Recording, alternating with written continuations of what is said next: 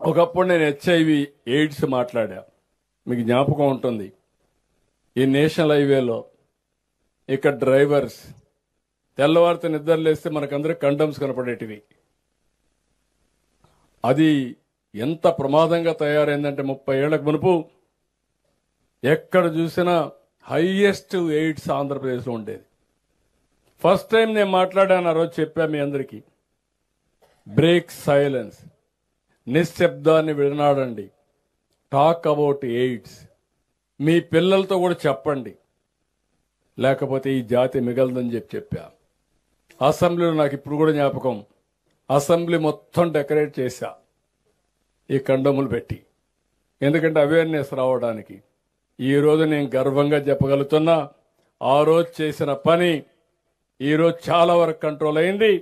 2030 నాటికి భారతదేశంలో ఎయిడ్స్ లేని రాష్ట్రంగా ఆంధ్రప్రదేశ్ రాష్ట్రం తయారవుతుంది. ఒక ప్రయత్నం చేసుకుంటా పోయాం, ఫలితాలు వచ్చాయి. డాక్రా సంఘాలు పెడితే అదే అన్నారు. ఈరోజు డాక్టర్ సంఘాలు ఒక శక్తివంతంగా తయారయ్యే పరిస్థితి వచ్చింది.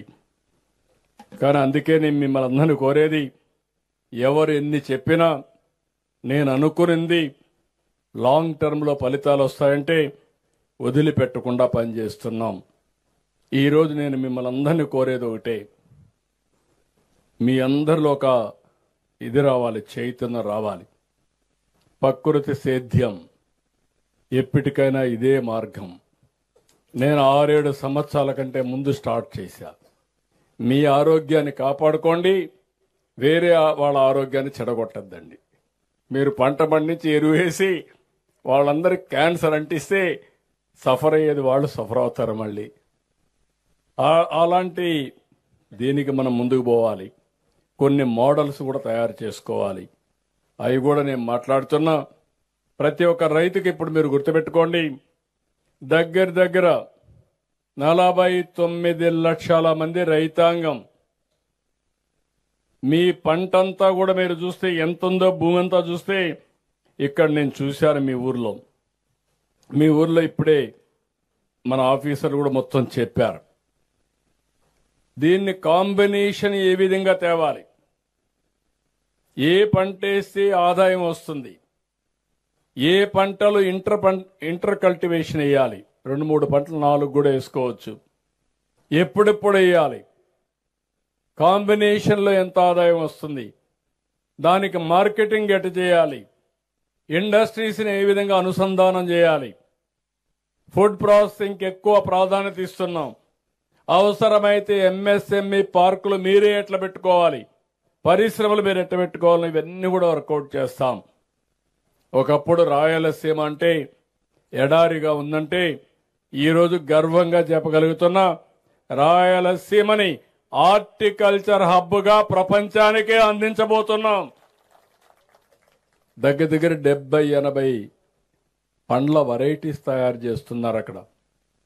18 వెరైటీస్ ఏది కావాలన్నా పండే పరిస్థితి. ఎడారిలో పండే ఖర్జూరం కూడా, డేట్స్ కూడా ఇక్కడ పండే పరిస్థితి వస్తూ ఉంది. డ్రాగన్ ఫ్రూట్ కానీ 1-2 కాదు. ఇటీవల మన రాష్ట్రంలో మీరు ఒకటి గుర్తుపెట్టుకోవాలి, ఎక్కడా లేనటువంటి మోడల్స్ తయారు చేస్తున్నాం. నేను 1 ఎకరా చెప్పాను, ఒక చిన్న రైతు 2,20,000 సంపాదిస్తున్నాడు. కేజీలో పౌల్ట్రీ పెట్టి, అది కూడా నాటుకోళ్లు పెట్టి, ఆ ఎగ్స్ అవన్నీ అమ్ముకొని 15,000, 20,000 రూపాయల నెలకు ఒక ఆడబిడ్డ సంపాదించుకునే అవకాశం ఉంది. ఇంకో పక్క ఇంటి దగ్గరనే మేకలు కానీ గొర్రెలు కానీ పెంచుకుంటే దాంట్లో కూడా ఆదాయం ఎక్కువ వచ్చే పరిస్థితి వస్తుంది. వ్యవసాయం చేయాలి, వ్యవసాయ అనుబంధ రంగంగా లైవ్ స్టాక్ ముందుకు పోవాలి, పాడి పరిశ్రమ. ఇప్పుడే మాట్లాడుతూ కొంతమంది చెప్పారు, రాబోయే రోజుల్లో ప్రతి ఒక్కరు కూడా డైరీ ప్రోడక్ట్స్కి ఎక్కువ ప్రాధాన్యత ఇస్తారు. ఇలాంటివన్నీ కూడా మనం చేయాల్సిన అవసరం ఉంది. మనకు అడ్వాంటేజ్ చాలా ఉన్నాయి. కాఫీ నుంచి కోకో వరకు మన దగ్గర పండుతుంది, బత్తాయి నుంచి బొప్పాయి వరకు, పట్టు నుంచి పసుపు వరకు, పామాయిల్ నుంచి శనగ వరకు, అగ్రికల్చర్ నుంచి అక్వాకల్చర్, హార్టికల్చర్, మన రాష్ట్రంలో పండని పంట లేదు, పండని చోటు లేదని చెప్పి కూడా మీ అందరికీ తెలియజేస్తున్నా.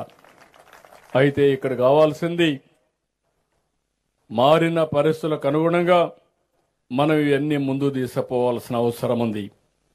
ట్రెండ్స్ మీరు చూస్తే డైరీ, పౌల్ట్రీ, మీట్లో 2 లక్షల కోట్ల రూపాయలు జీఎస్టీపీ ఆదాయం వస్తుంది. హార్టికల్చర్లో 1,85,000 కోట్ల రూపాయలు ప్రభుత్వం జీఎస్టీపీ వస్తుంది. అక్వాకల్చర్ చేపలు, షింపు, ప్రాణి ఇవన్నీ చూస్తే 1,40,000, 45,000 వస్తుంది. వ్యవసాయంలో కేవలం 50,000 వస్తుంది. ఇది వాస్తవ పరిస్థితి. ఒకప్పుడు అరకు కాఫీ ఎవరికి తెలియదు. నేను పట్టుబట్టి పంట పండించడమే కాకుండా ప్రపంచానికే పరిచయం చేయాలనుకున్నాం. ఇప్పుడు అరకు కాఫీ గ్లోబల్ బ్రాండ్ గా తయారయ్యే పరిస్థితి వచ్చింది. ప్రపంచం అంతా పెడుతున్నారు. ప్రతి ఒక్కరు ఆ కాఫీ తాగే పరిస్థితికి వచ్చారు. ఇలాంటివన్నీ మీరు చూసినప్పుడు మీరు తయారు చేసే వ్యవసాయ ఉత్పత్తులు ఒక గ్లోబల్ బ్రాండ్గా తయారయ్యే పరిస్థితి రావాలి. అది తయారు చేయడం కోసమే నేను ఇక్కడికి వచ్చా. ఈరోజు నేను పెట్టిన మీటింగ్ మీరు చూస్తే ఇది ప్రారంభం మాత్రం. దీన్ని లాజికల్గా తీసుకెళ్దాం. అందరం సమిష్టిగా పనిచేద్దాం. ప్రతి రైతుకు మళ్ళా ఒకసారి చెప్తున్నా, ఇన్నోవేటివ్గా ఆలోచించాలి, వినూత్నంగా ఆలోచించాలి, సమస్యలకు పరిష్కార మార్గం ఆలోచించాలి, సమస్యలు రాకుండా చూసుకోవాలి. ప్రభుత్వం పూర్తిగా ప్రపంచం అంతా అధ్యయనం చేస్తాం. మంచి కన్సల్టెంట్స్ కూడా పెట్టుకున్నా. నా ఆలోచనలు వాళ్ళకి ఇస్తా. ప్రపంచంలో ఏం జరగబోతుందో ముందే మనకు చెప్పి, తద్వారా రైతాంగం ఏ పంట పండించాలనో ఆ పంటే పండించేట్టుగా మీ అందరికీ గైడెన్స్ ఇచ్చే బాధ్యత నాది.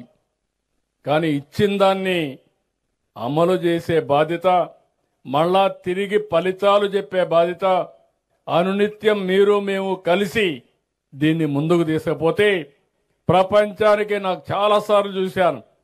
ఆంధ్ర రైతు చాలా తెలివైనవాడు. ఎక్కడ నీళ్లుంటే అక్కడ ఆంధ్ర రైతు ఉంటాడు.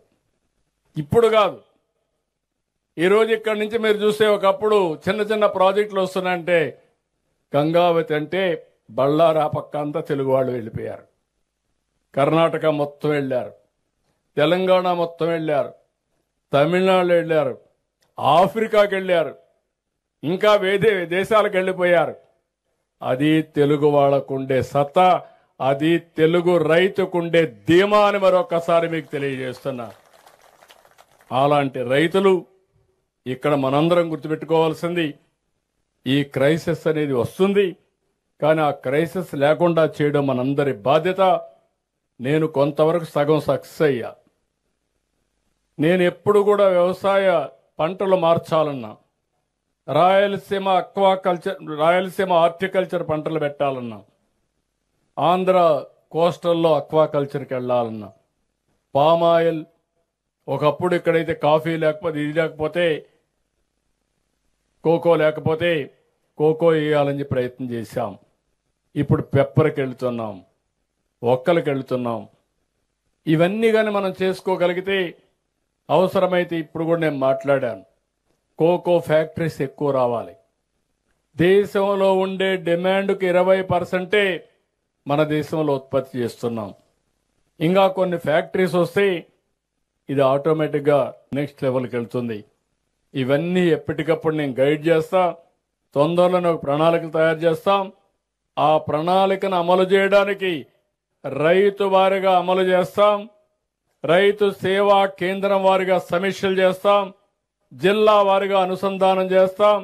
రాష్ట్రం వారిగా దీనికి సమగ్ర ప్రణాళికలే కాకుండా పగడ్బందీగా అమలు చేసి మిమ్మల్ని సరైన మార్గంలో నడిపించే బాధ్యత ఈ రాష్ట్ర ప్రభుత్వం తీసుకుంటామని మరొక్కసారి మీ అందరికీ విజ్ఞప్తి చేస్తున్నా. కాబట్టి ఆశీర్వదించండి, సహకరించండి. మీరు మేము కలిస్తే ఏదైనా సాధ్యం. కానీ ఈరోజు నేను చెప్పింది మీరు ఉపన్యాసమేని ఇది ఇంతే, మా బ్రతికింతే అంటే మనం ఇక్కడే ఉంటాం. కాదు, మన జీవితాలు మనమే మార్చుకుంటాం. ఆ మార్పుకు ఈ మీటింగు శ్రీకారం చుట్టాలని మరొక్కసారి ఆకాంక్షిస్తూ ఈ కార్యక్రమానికి వచ్చిన మిమ్మల్ని అందరినీ పేరు పేరున అభినందిస్తూ సెలవు తీసుకుంటున్నా. జై కిసాన్, జై హింద్, జై భారత్, జై తెలుగు తల్లి.